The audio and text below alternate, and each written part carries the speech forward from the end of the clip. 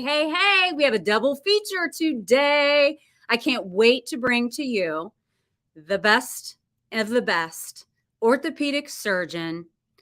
Happens to be our very dear personal friend. So proud of him, not just because he's an amazing surgeon, but because he gives from the heart to his community, to his family, to everyone around him and his friends. He's a great guy. I cannot wait to bring him in. So what we'll do is show you an intro and he'll be right back with us.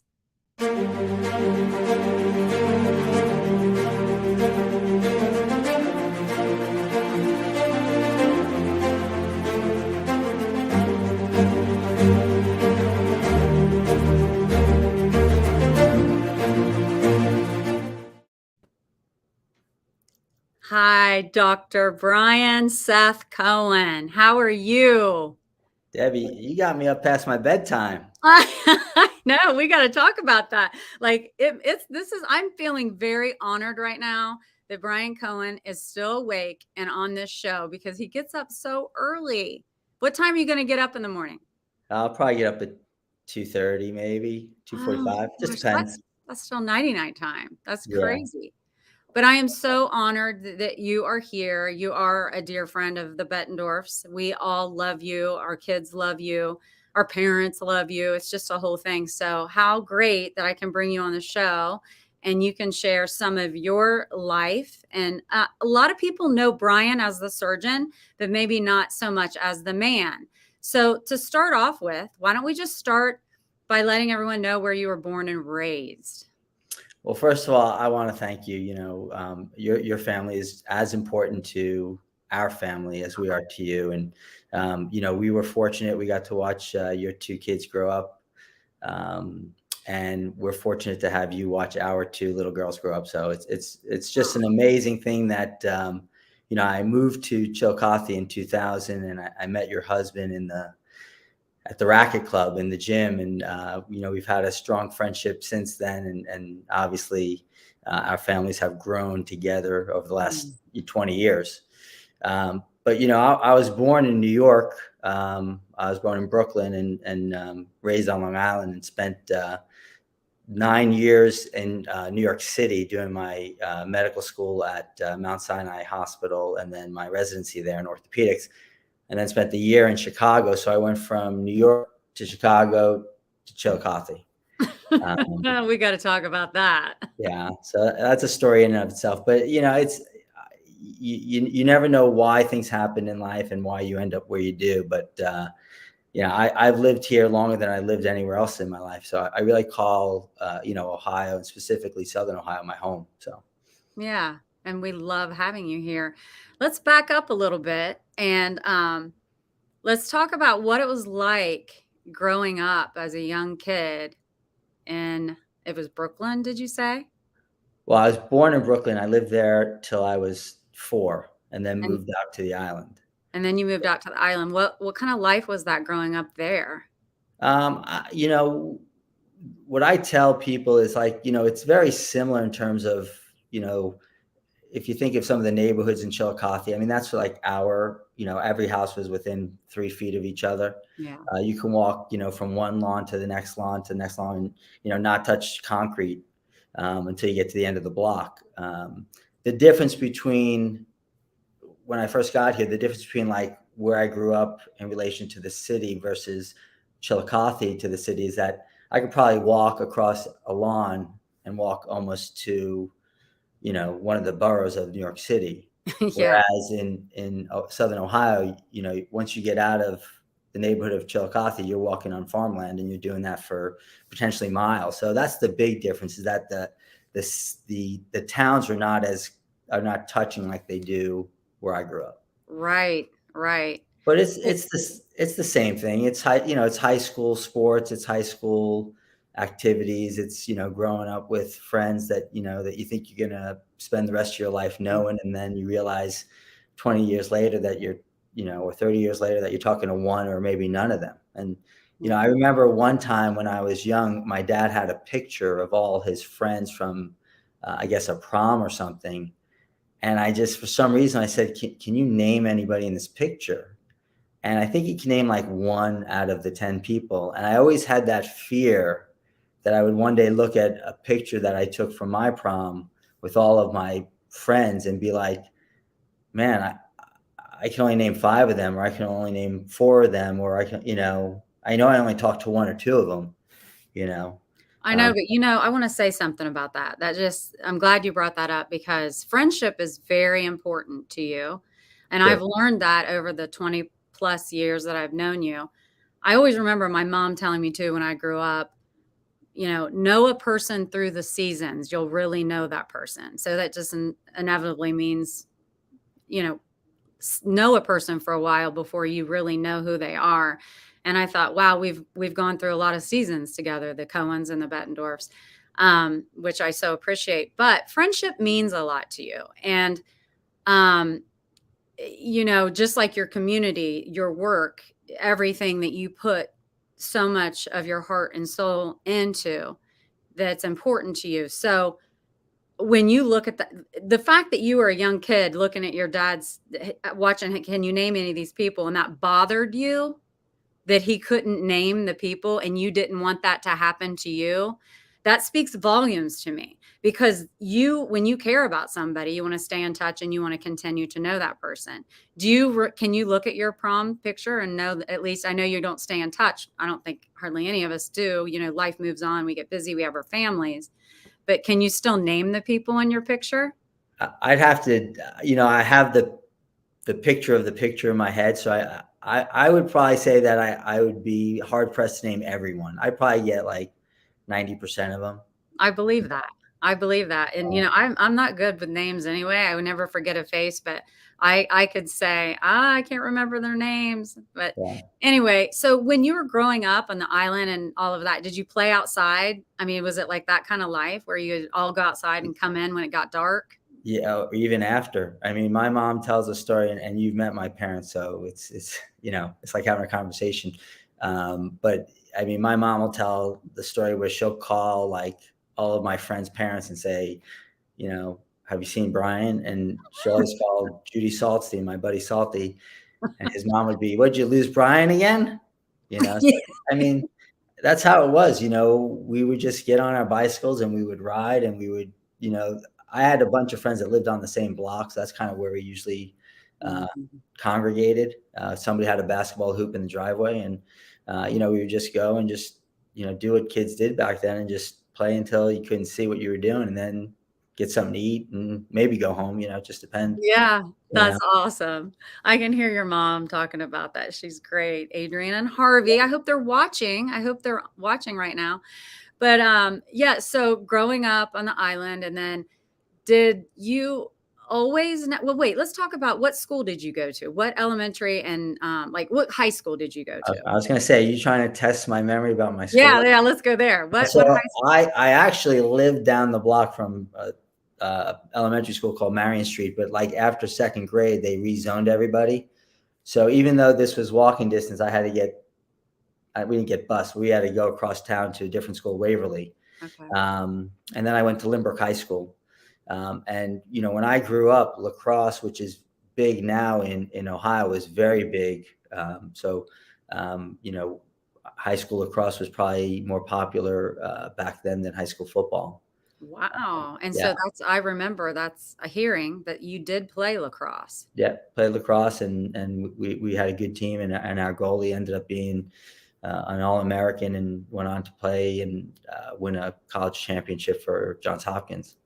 So wow. That's pretty incredible. So you played sports, and then were you a good student, average student? What kind of grades did you get in high school? What I'll say is that I'm somebody that I have to work for everything I get. I'm not although some people think I have a really very good memory. It's really putting my mind at something and kind of going over it and over it just to get it into my memory bank.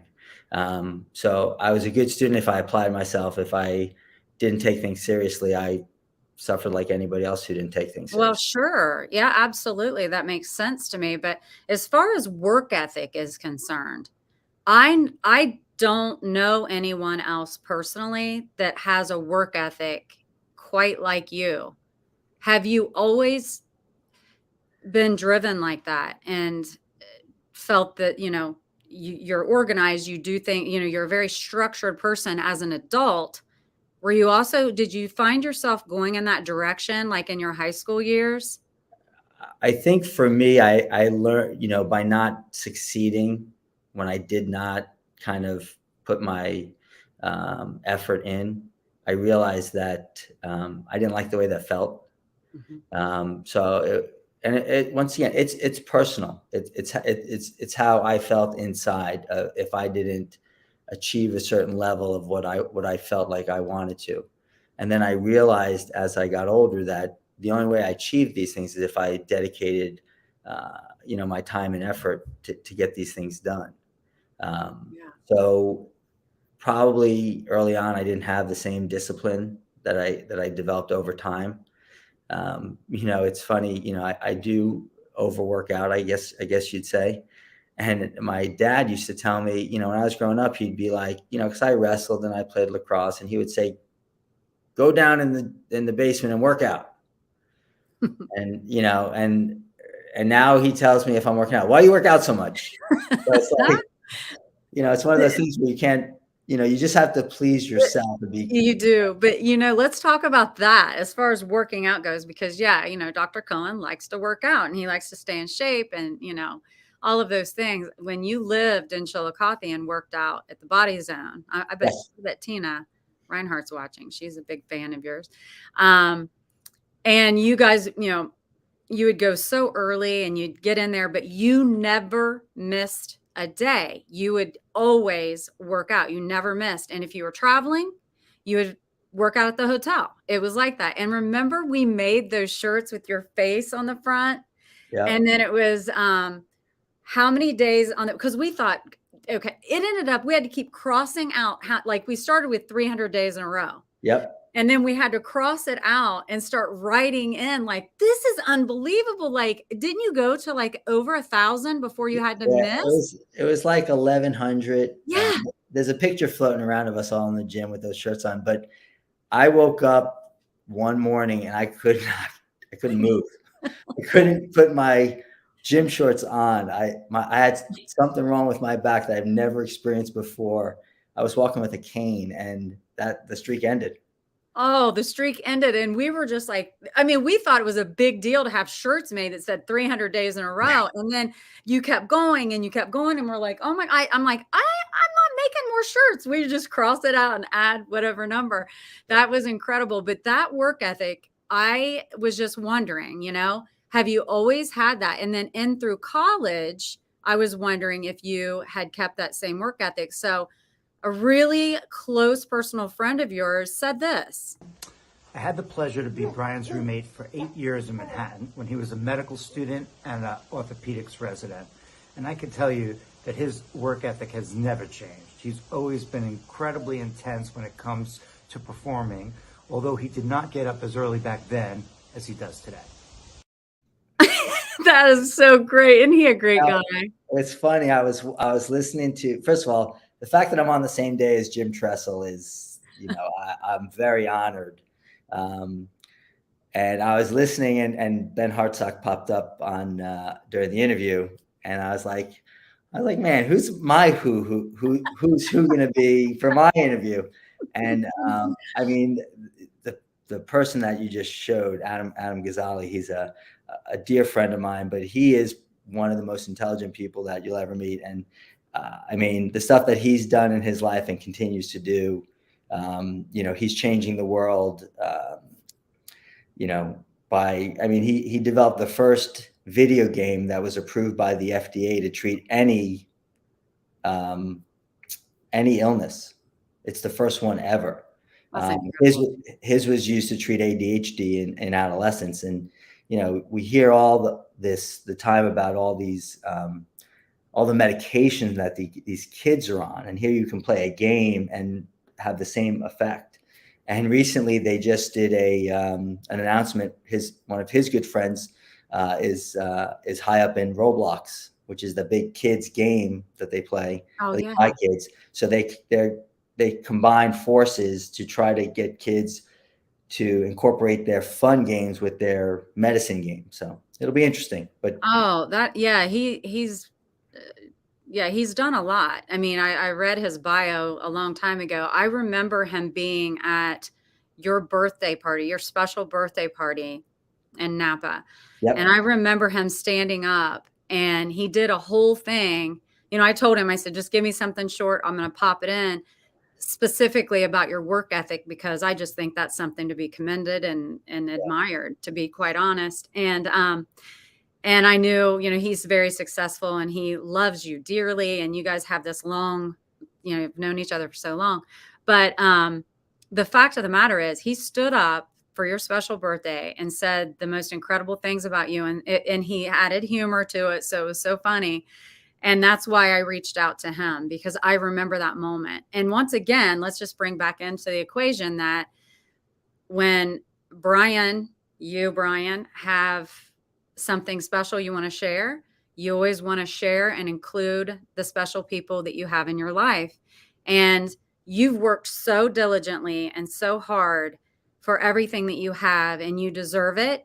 And then for you to then share what you've done with all of us, it is just really impressive and admirable. So I want you to know publicly in front of everybody how much we all appreciate you and admire and love you. And so thank you, Adam, for getting that video to us. I love that. Michelle Branscombe, love this. I love it too, Michelle. Thanks for tuning in. I saw Ken Walls came on and said he was watching. He was going to share this out. So thank you for that. And so let's talk about, then you go on to college and you decide, when did you decide, what did you want to be when you grew up? I wanted to be a mechanic. I had my first car was a Triumph TR6. It was a 1974. It had 60,000 miles on it. And this is an 84. So 10 years later, and I bought it from my cousin, and it was a piece of junk, and it required a lot of TLC, and it was very fickle. And sometimes I remember coming home from college once, it got stuck crossing the Verrazano Bridge. I got stuck at the toll gate, and I was sitting on the back of this car with a duffel bag strapped to the back, because it's a 2-seater convertible, and it won't start. And these guys come over and they said, we'll start for you for like $50. I'm like, I got like change in my ashtray. I'm like, you can have everything I have. I said, I need $5 to get across the bridge, and you can have everything else.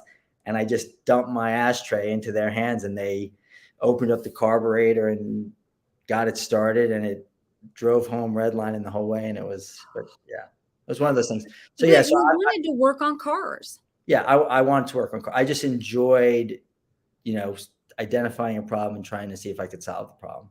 So you went from wanting to do that to then working on people. So when did this shift happen for you and what you wanted to do? Back when I was growing up, I was more into sports than I guess it was. I forget what the class was.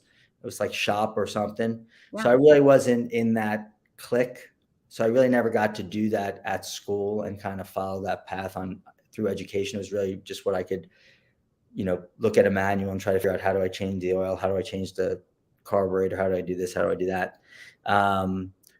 But I was always good in math, more so than in my reading comprehension and my English language, I guess. So being good in math and science, I kind of felt like I'd probably go into medicine when I was in college. And, that's what I did.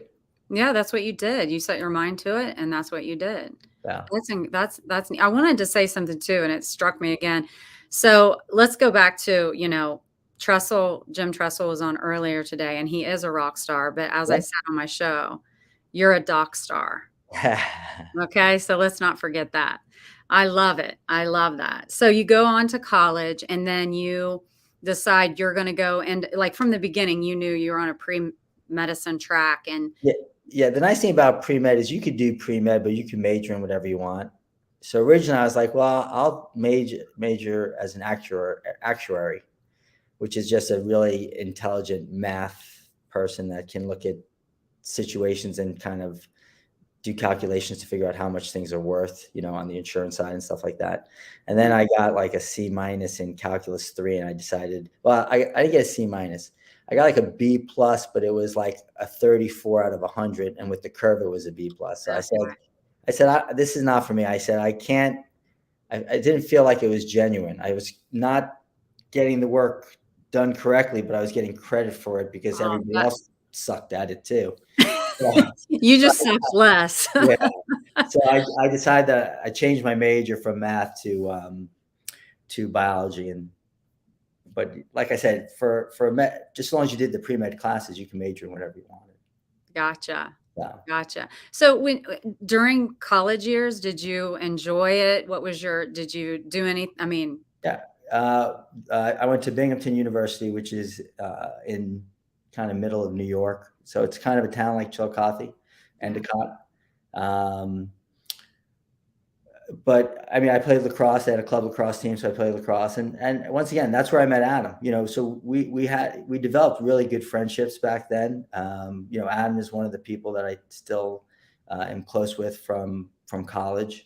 It's one of those things where you meet people and you have shared interests, and then you kind of just move through life together, trying to avoid landmines and climb mountains, helping each other to get to the next level. Yeah, I love that. I love that. And you guys seem very similar too. I mean, you have both, you have really good senses of humor, and you enjoy life, you like to live it up. I mean, let's face it, Brian, you work hard, but you also play hard. Like, you love your people. When you go and you do something, you do it, you go all in. And that, I feel like, living in the moment and having, when you work a lot, I know that a lot of people, it takes them some time to just kind of like chill a minute and appreciate the moment they're in. But I feel, and this is a personal observation, and I could be all off, but I feel like, when you're not at work,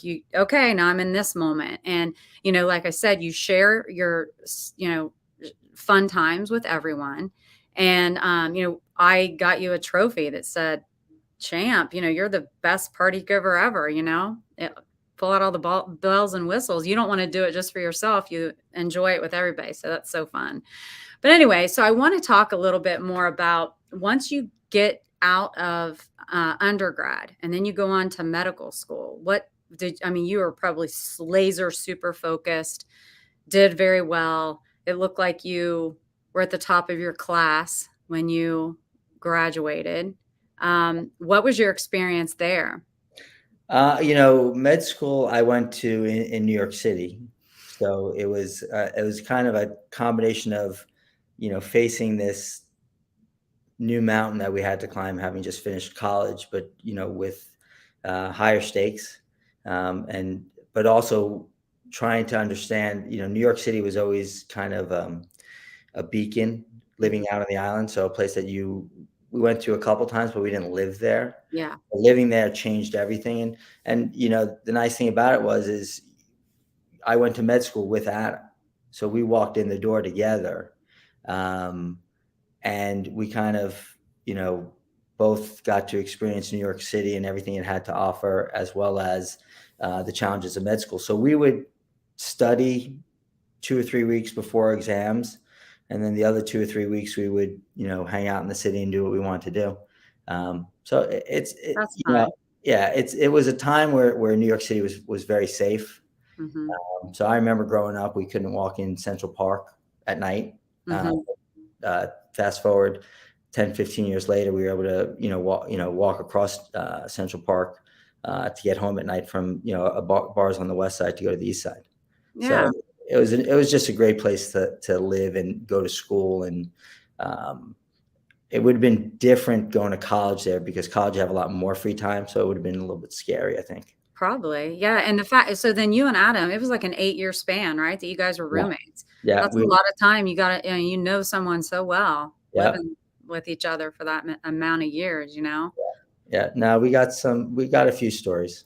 I'm sure you do. That might be for a different Yeah. podcast. No, But I'm amazed by the fact that we got you in Chillicothe. So you get out of medical school, and then you have residency in Yep. Chicago. And then I want you to fill in, like, if I'm jumping too quickly, if there's something you want to talk about, your residency. Well, wasn't that with Tony Romeo?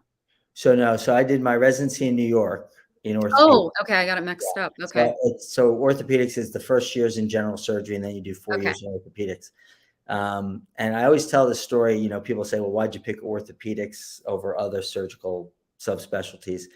And I remember when I was doing my rotation as a med student in general surgery, I was working with somebody who I admired, like a Romeo and some other people that have mentored me in my life. George Denoto, he was an amazing general surgeon and a great guy. And we were in an operation with one of his attendings, and his attendings, is trying to bust on me, and turns to George and says, George, Dr. Cohen's going to be a very successful dermatologist. And George turns to this surgeon and says, no, Dr. Cohen's going to be a very successful surgeon. So it was a very uncomfortable situation, and I appreciated George for stepping up for me. But then a few weeks later, I walk into the orthopedic room, and Scott Orkin, the chief resident, is dancing to Whoop, There It Is while he's replacing somebody's knee. And I just felt like that's where I belong. Yeah. Everything's serious and everything requires, your focused attention. But even in life, when things are stressful, if you can't stop and kind of just take a breath and kind of enjoy the moment for what it is, I think you're missing something. So that was kind of that moment where I said, this is where I want to be. And fortunately, when I went through the match, I matched at Mount Sinai, where I was doing my med school. So it was kind of home. Mm-hmm. And I work with a lot of people that I still keep in contact with today. And then after finishing my residency, I wanted to do a year in specialty. So I did a sports medicine fellowship, and I applied to Rush in Chicago, where Dr. Romeo is. And that's where it comes in. Yeah. Okay. And as you know, Tony's a very good friend of mine, and you've met him and Kate over the years. And, it's people like that. I mean, he's probably one of the, as successful as Adam is with what he does. I mean, Tony's like that these are probably the two most successful people that I actually know. And when they come together and they talk, it's a little bit scary, because it's like on a whole nother level. Yeah. I'm sure you fit right in. But it's like, I might be thinking, okay, hold up, but I think you've got it. Yeah, no, But but they are both really great guys. And, sometimes, I talk about this all the time. I don't believe there's any coincidences in life, right? And these people are put in our path. And when it's a match like that and it just sticks, and I got to have this person in my life, forever. And let's see. Oh, Victoria Bettendorf's piping in. Do you have a playlist on in the OR? Do you have your favorite playlist? So I've grown up over the years. People would say I haven't, but so, in the beginning, when I first started, the radio was actually part of the experience. And I realized that, that's not where my focus. So probably over the last 10 years, and also when other doctors are coming in and turning down your music in the middle of surgery, you're probably playing it too loud, and probably not what most people want. There it is. Brought you right back. Yeah. Oh my gosh. So I decided, and it was just a conscious decision. I said, you know what? I don't care what's on in the OR. I said, I want other people in the room to be relaxed and focused in their own way. If I have on music that I like and it distracts them, I could be focused doing, I'm the one who's probably laser focused, because I'm just the one doing most of the, during the surgery. So it's keeping everybody else engaged. So, but yeah, years ago, people used to walk in and turn down my music. Not anymore. And what kind of music, Brian? It was hip hop. Hip hop and rap, maybe a little bit. Yeah, no rap. No rap, just hip hop, a little bit of rap. Julie Preston, love this so much. Such a great man with compassion, integrity, and wonderful work ethic. Compassion for community. East Coast accent is pretty great too. I know you are modest about it, but all that you do for the community and do share. And you know what? Let's just thank you, Julie. You were a little segue into a little photo I wanted to show. So look at these cars, guys. I thought you only had 3. Wait, you have 4. Yeah. You sponsor those. Tell us a little bit about this. And then this is one of the t-shirts that I really need to have. Yeah. I don't have one yet, just so everyone knows that. I said it publicly. I'm getting me a t-shirt. So this is the Atomic Raceway. Yeah, so those are the legend cars. It's funny because they're much smaller in real life. I mean, the pictures make them look like, but actually they're probably come up to shoulder height or something. Yeah. But my nurse Dana Skurlock, her husband races one of the cars, and her son-in-law races another car, and then their friend Stevie raced another car, and then Scott Chaney raced another car. So it started out as, hey, would you be interested? And I'm like, sure, and then, but what does that entail? Just a sponsorship? Because I got to say this. So I met the people who race your cars, and they said to me, he's the best sponsor ever. And I'm like, because I'm thinking, isn't every sponsor great? Because why is he the best sponsor ever? So then I asked that question, and they said, because he sponsors us and then he lets us do our own thing. Like he wants to see us do what we want to do. Yeah. And it's so great to not be tied to, sometimes apparently when you get a sponsor, then they kind of dictate how you do your stuff and how the cars look and all of these things. So that didn't surprise me. I'm sure half the time I find out from other people the things you're sponsoring in the community because you never say anything, Yeah, that's not what I'm about. I know. I mean, it's really just being able to give back, I guess. I mean, this community has really, adopted me. I mean, 9/11 happened my first year in 2001 when I was here. It was, my Dr. D'Amato and I were here for a year in, and we're watching stuff that we would have never imagined. And, there's no other way to do it in my mind, kind of like you were saying, like with, when I'm throwing a party, if it's something special to me, I want to share it with other people. Yeah. It's the same thing. It's no fun if you do it by yourself, like they say, you can't take it with you. It's not people think, and they probably think that it's all about money. This is not about money. I don't do what I do. I do it because I love it, and I do it because I care. Mm-hmm. And, the problem is that unfortunately what we do has, it's not always, it's a game of chance. Sometimes you do everything the same way every time. And sometimes the outcome is different and you don't know why. And that's why, I'm sure we'll talk about it, but that's why I try to partner with some of these other technologies that go beyond the space that I control to make the space around the space safer, so that. Yeah, I really do want you to go. This is good because that was one of the questions I wanted to ask, because your partnerships with the industry, basically, whether that's the safety part of it or, the implants that you use and like the knee or whatever, making it better, making sure it's going to be the best of the best for your patient. Tell us a little bit about some of your partnerships. Yeah. So some of the partnerships are just technologies that I look at and I research and I'm amazed at, so one of the partnerships, and I wouldn't even call it a partnership. I'm just like maybe obsessed with it. It's this Synexus. Basically it's a dry hydrogen peroxide. And what this does is this technology kills viruses. It kills COVID. It kills E. coli. It kills MRSA. It kills mold. We have those units in my house. Those are units that I think should be in all healthcare facilities. Yeah.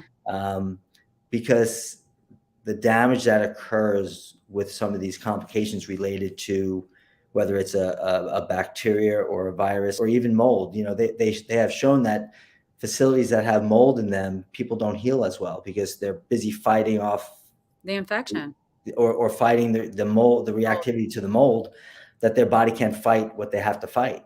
Yeah. Wow. So, and these are technologies that have been proven in, they're in colleges. So in college dorms, they've been shown to have less sick days for the students.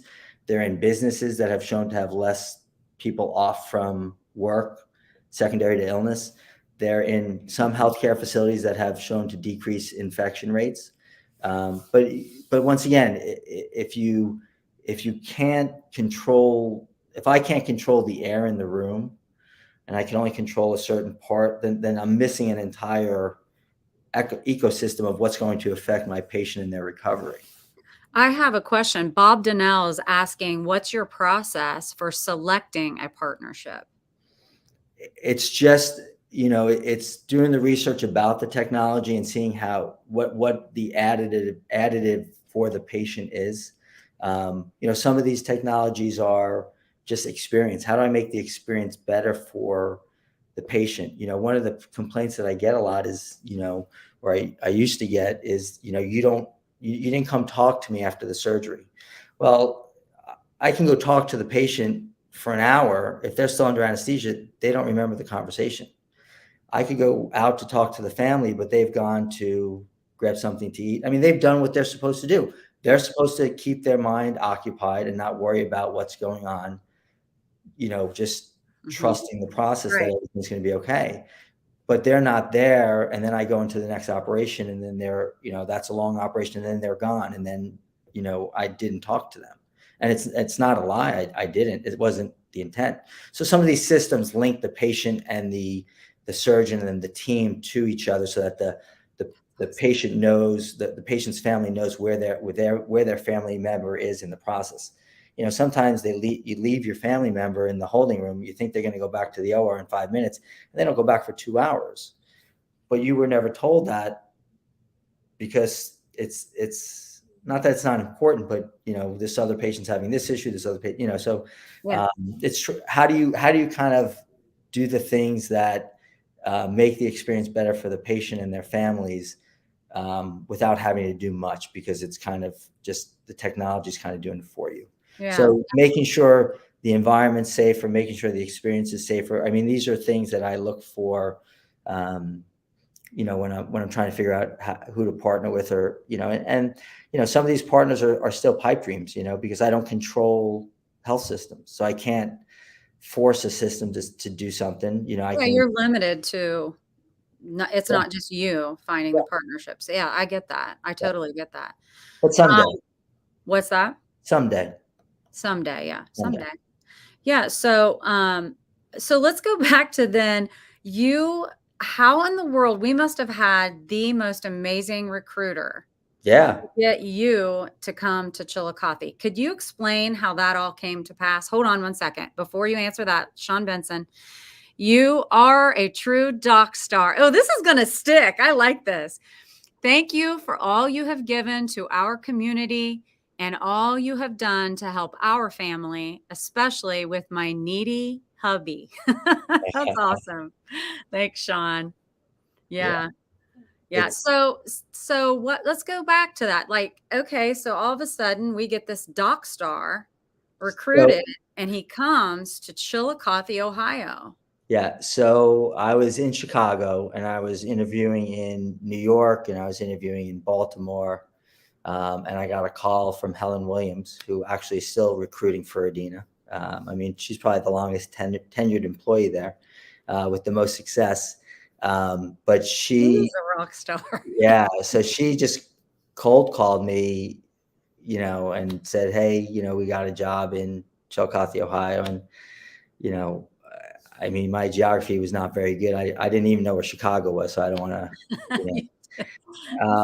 but yeah, so I said, yeah, I'll come for a trip. It was December, and I got stuck in that 270 loop. Oh. I didn't, like where I grew up, when it says Wheeling, this way. I know. Wheeling's this way. Wheeling's always going to be this way. It can never be going the other way. So That's hilarious. got I stuck never knew this. So, and I You're drove. just it was like, Yeah, it was like from I know what you're gonna say. Hey, look. vacation. Yeah, again. Guys. Yeah. Yeah. But yeah, so I came down and I stayed in a bed and breakfast, which I didn't recommend for future recruits, just because it was coming from a city environment and living in somebody's home for a weekend is just a little, it's a little awkward for me Sure. and for some other people, but very great people. And he was a retired airline pilot, and we talked about what he did. And but it's when I went to the campus and looked at they opened up that medical office space, the MOB, which was the only one there at the time. And it was just a ground floor of dirt. And Chuck Danaker was the one I interviewed with. And he basically said, we need at least two people. He said, you guys could build this. We'll build this to exactly what you want it to look like. And I was sold. I called Mike D'Amato, who's my partner in fellowship. I said, hey, they got a great opportunity. They need two doctors. They said there's a lot of business leaving town, and they want to hire these orthopedic doctors to be on staff, and that's when it started. That's amazing. So, but when you came, you knew that there was a need. Yep. But with you interviewing at all these different places, I got to get the vibe of what made it stick for you here. What was it? Can you recall?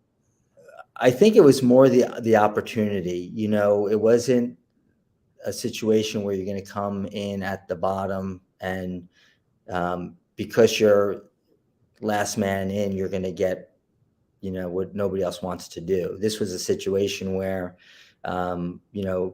Mike and I worked very well together, and we had a great relationship, and, we both enjoyed the same thing. And we said, well, we felt we had a training that was, a little bit a level of above because we did a fellowship. So we were willing to take on some more challenging.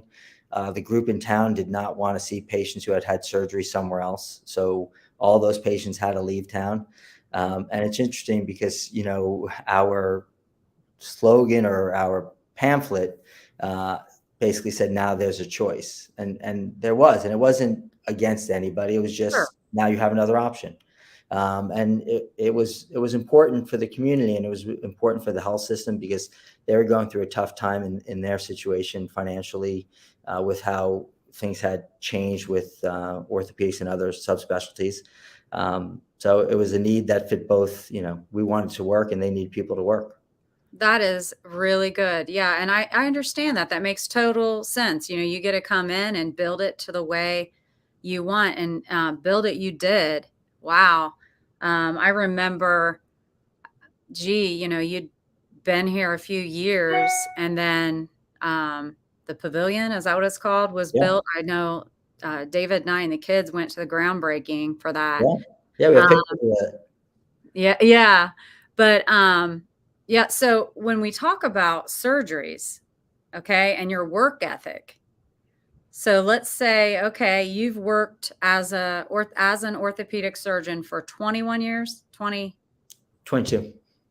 years. How many surgeries approximately, Brian Cohen, have you done? Well, I think I should preface it this way. First of all, I went to school to be a surgeon, and there are people who go to school to do other things in medicine, and specifically orthopedics.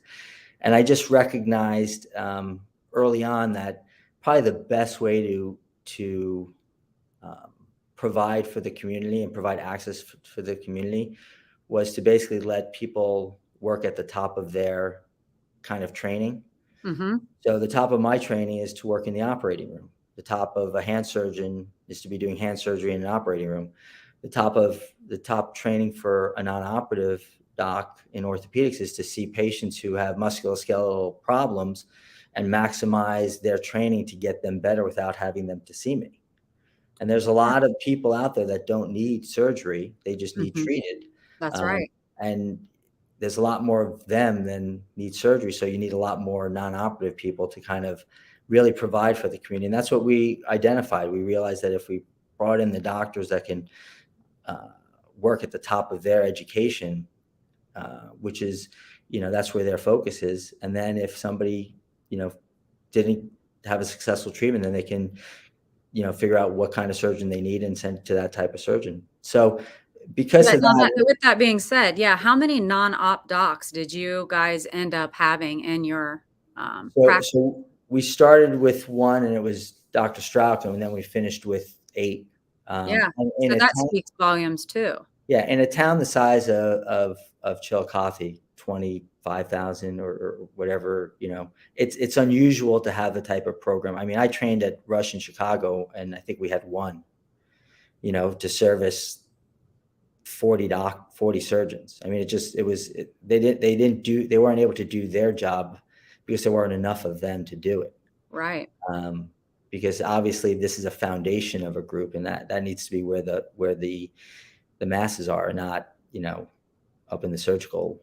Absolutely. Field. And your expertise is it knees? So shoulders? I do a lot of stuff. Shoulders is what I enjoy the most. But I recently converted over to robotic hip and knee replacement with the Mako system. Yeah. And so I have gotten back into the hips and knees pretty heavy. Oh, and for me, robotics just gives me a better understanding of what I'm trying to accomplish. It's not for everybody, and there are people who say it doesn't. Mm-hmm. It's an unnecessary tool, but mm-hmm. my feeling is that whatever makes you, and whatever you're doing, whatever makes you better at what you do, then it's good for you. Sure. And you find value in it for you doing surgery. And if I were to get surgery, I'd want my surgeon to be comfortable at what the process and right. what they want to use. Right. And it goes back, we used to talk about whether you had a rotator cuff done open or through the camera, arthroscopic. And I just used to say, whatever you do the best rotator cuff repair in, that's what you should do. Tori wants to know, was I late? Did we already talk about my girls, my besties? Yeah. So let's talk about Brian, the father, the husband, beautiful family. Of course, we love you guys so much, and we are super happy. Like, our situation is different with your girls because now my kids are older and they can also be kind of like a little mommy, or as Tori says, they're my best friends, and they're not even over 10 years old yet. But you do light up when you talk about them, and it's a beautiful thing. It's so special. Well, I mean, I think I learned that from your husband. I mean, oh yeah. When he talks about his kids, I mean, geez. Yeah. He lights up too. Yeah. And you as well. But I'm just saying, it's probably the greatest thing that I'll ever do in my life is be a dad. It's you get to kind of help, educate and play with and, enjoy them as they grow, your children. And it's an amazing thing. And, it's also comes with, all the concerns that everybody else has, but you do what you can. I know. And you do a really great job. You love those girls, and that's the main ingredient. But I can't believe we've been on here for almost an hour, because I think we're going to have to do like a take 2, like after everything. I know you have a lot going on in your career world, Brian, and we could always come back and do a part 2. But I want to ask you, first of all, let's talk about you have a mama, dad, and you have 2 brothers. Yes. So growing up with talk about the age difference. You are the middle, right? Yeah. So I'm 4 years younger than my older brother, Scott, and 4 years older than my younger brother, Andrew. Yeah. And they're, then, so Scott is still, no, did they move to Florida? Yep. Scott and Amy retired and relocated. And I think he works more now than he did when he was working. Is he? Is he? And they're kind of wine shop.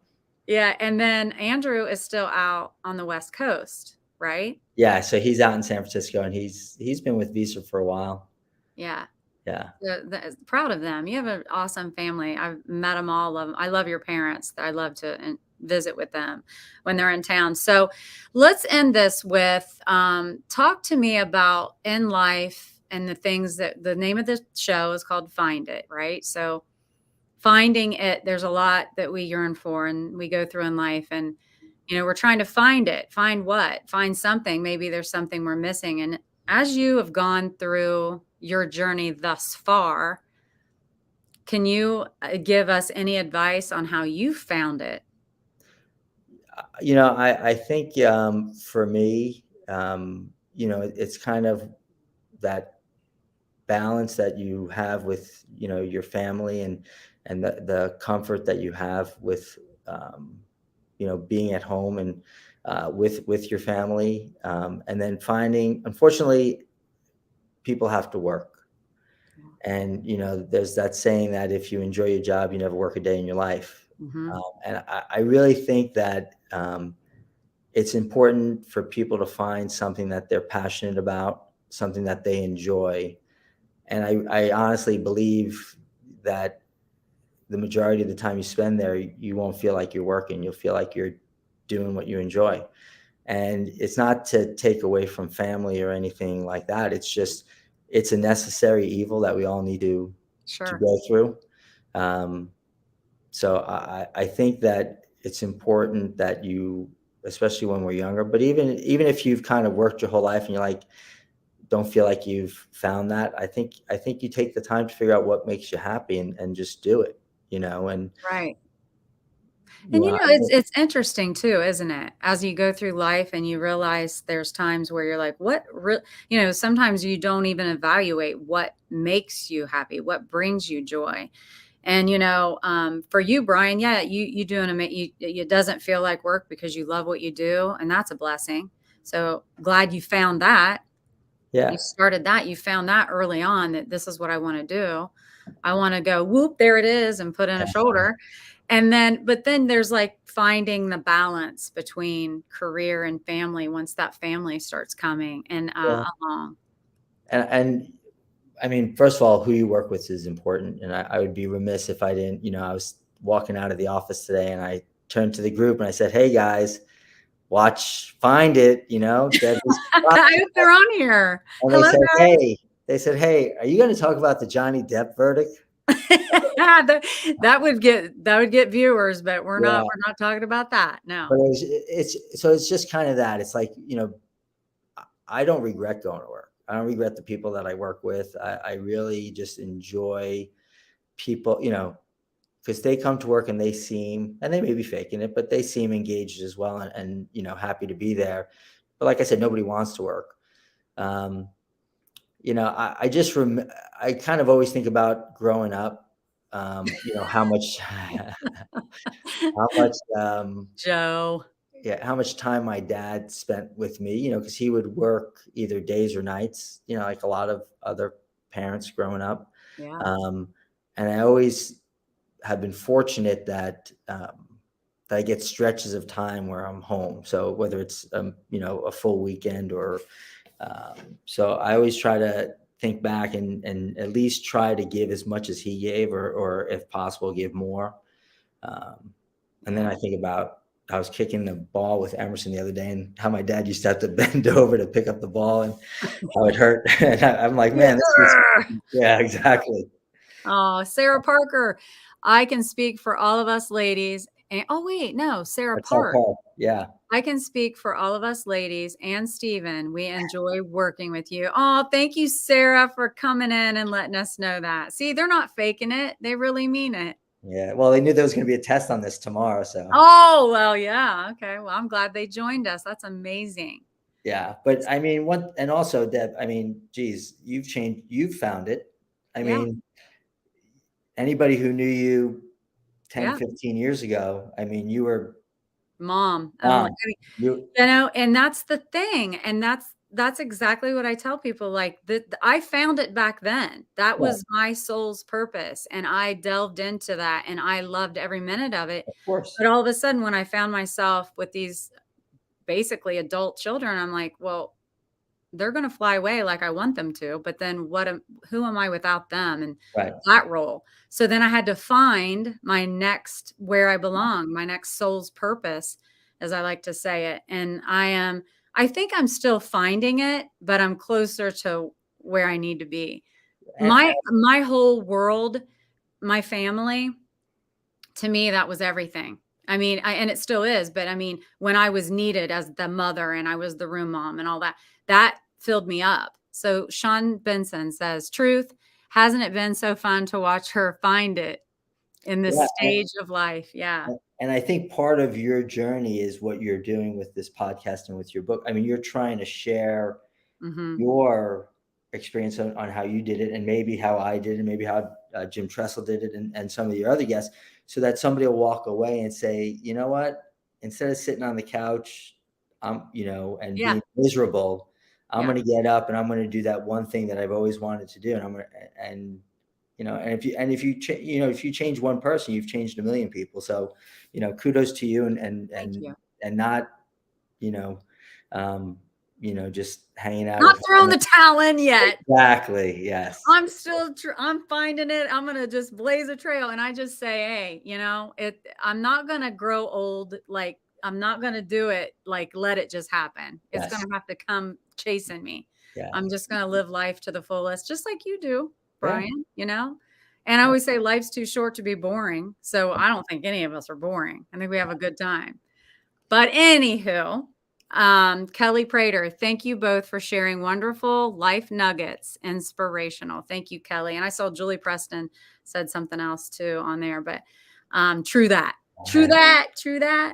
So You got some good friends too there, Debbie. I do. Yeah. I'm so blessed. I feel super blessed with all of these friendships. But now in closing, Yes. is there, because I love everything you said, and thank you for bringing up my situation, because it's part of the reason this show is Find It, is because I truly feel like there's a lot of people still looking for ways to find it, and you're helping us, so thank you, Brian. Joe Ingram, who has nuggets. Okay. So what in closing would you have to say as we exit the show? Yeah. Any parting words? Carrie Cohen, best doctor, husband, and father around. You got that, sister. I love that. You. Yeah. Like I said, I think that what you're doing is really what we all need to do. We just need to stop, breathe, and then just kind of take inventory of where you are and where you want to be. And once again, I bet you if you would have said you were going to write a book 10 years ago, people would have been like, Debbie, that's Debbie and the wine, So everybody has it in them that if they dedicate their time and their effort, they will be successful. Yes. And once again, success is not what I think it is, what you think it is. It's what you individually think it is for you. That is good. That is absolutely true. So, the way we perceive it and what we feel success isn't what the next person.